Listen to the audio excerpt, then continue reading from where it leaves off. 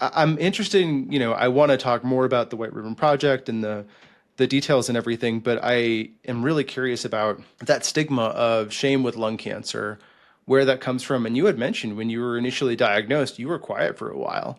Where did that come from? What was that feeling?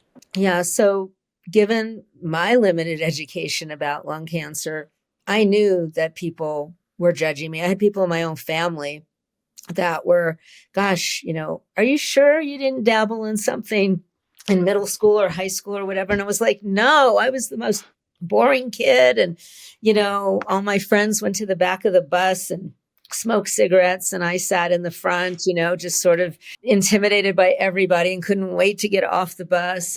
But everybody was questioning me. And at first, I used to be really defensive about it. And then as I learned more, like I said, in the beginning, you're just in survival mode and then you're trying to answer questions of family and friends. You're not really out, like I am now. And thought, gosh, how disappointing that they're even asking me this.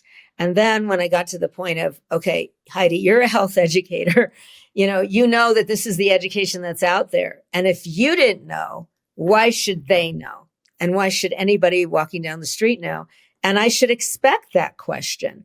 And I shouldn't get mad at this person because what happens is when you snap back, then that member of the population shuts down and they're like, whoa, she's pretty bitter, and walks away. But if you're like, that's what I thought too until I got diagnosed.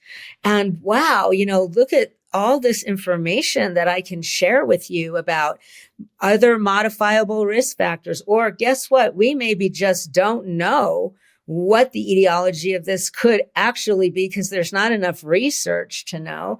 More and more people are getting diagnosed. We hope you liked this video.